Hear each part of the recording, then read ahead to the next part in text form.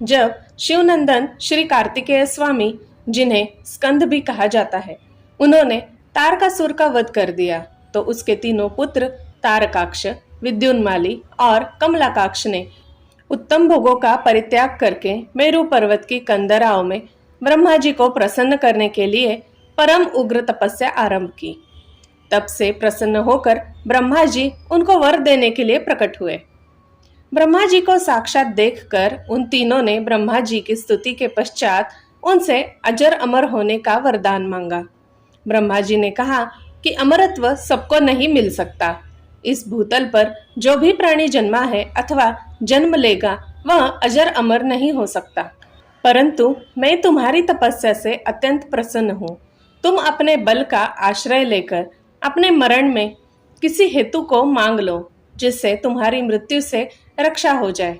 ऐसा सुनकर उन तीनों ने ब्रह्मा जी से कहा कि अत्यंत बलशाली होने पर भी हमारे पास कोई ऐसा नगर या घर नहीं है जहां हम शत्रुओं से सुरक्षित रहकर सुखपूर्वक निवास कर सकें। इसलिए आप हमारे लिए ऐसे 3 नगरों या पुरों का निर्माण करवा दीजिए जो अत्यंत अद्भुत वैभव से संपन्न हो और देवता भी जिसका भेदन ना कर सके। तारकाक्ष ने अपने लिए स्वर्णमय पुर को मांगा, विद्युन्माली ने चांदी के बने हुए पुर की इच्छा की और कमलाकक्ष ने अपने लिए कठोर लोहे का बना हुआ बड़ा पुर मांगा। उन तीनों के ऐसे वचन सुनकर ब्रह्मा जी ने महामायावी मय को तारकाक्ष, विद्युन्माली और कमलाकाक्ष के लिए क्रमशः सोने, चांदी और लोहे के उत्तम दुर्ग तैयार किए और इन तीनों को उनके हवाले करके स्वयं भी उन्हीं में प्रवेश कर गए। असुरों के हित में तत्पर रहने वाले मय ने अत्यंत सुंदर वैभव से परिपूर्ण नगरों का निर्माण किया और उनमें सिद्धरस रूपी अमृत के कुओं की भी स्थापना कर दी। उन तीनों पुरों में प्रवेश करके वो तीनों तारकासुर पुत्र तीनों लोकों को बाधित करने लगे। उन्होंने इंद्र सहित सभी देवताओं को परास्त कर दिया और तीनों लोकों और मुनीश्वरों को अपने अधीन कर सारे जगत को उत्पीड़ित करने लगे। तारक पुत्रों के ताप से दग्ध हुए इंद्र सहित सभी देवता महादेव की शरण में आए और उनसे त्रिपुरा निवासी दैत्यों से जगत की सुरक्षा करने की प्रार्थना की।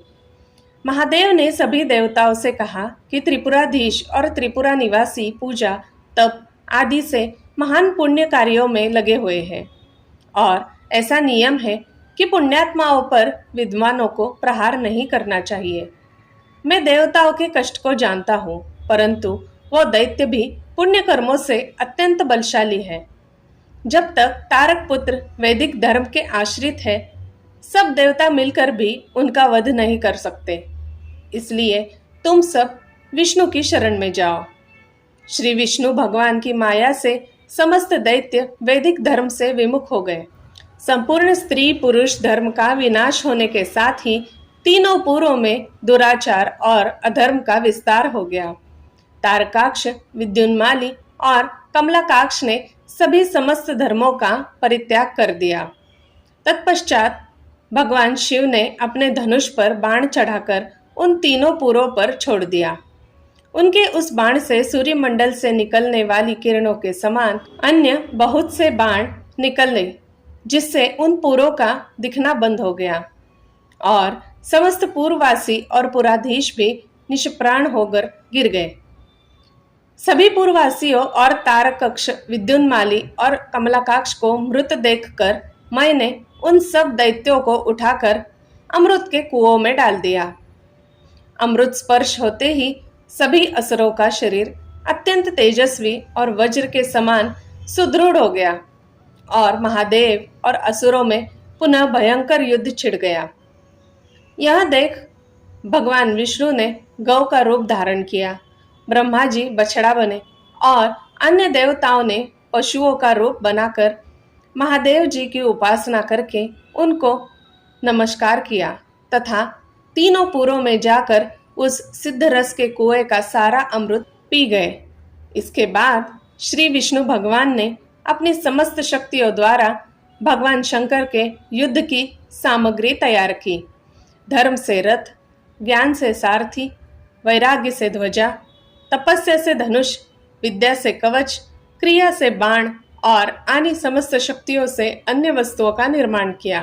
भगवान शंकर ने उस दिव्य रथ पर सवार होकर धनुष बाण धारण किया तथा अभिजीत मुहूर्त में बाण चलाकर उन तीनों दुर्भेद पुरों को भस्म कर दिया। उन तीनों पुरों के भस्म होते ही स्वर्ग में दुंदुभिया बजने लगी और देवता, ऋषि, पीतर और सिद्धेश्वर आनंद से जय जयकार करते हुए पुष्पों की वर्षा करने लगे।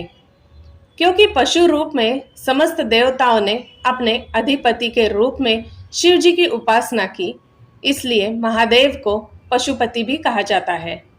और उन तीनों पुरों को भस्म करने के कारण स्वरूप में भगवान शंकर को त्रिपुरारी भी कहा जाता है। ब्रह्मा मुरारी त्रिपुरांतकारी भानु शशि भूति विसूतो बुधश्च गुरुश्च शुक्रः शनि राहु केतवः सर्वे ग्रहाः शांतिकरा भवन्तु। जय भोलेनाथ। धन्यवाद। दोस्तों, मेरी सुनाई कहानियाँ अगर आपको अच्छी लगती हो तो मैं आपसे अनुरोध करती हूँ कि कृपया मेरे इस चैनल को एक लाइक, शेयर और सब्सक्राइब जरूर कीजिएगा।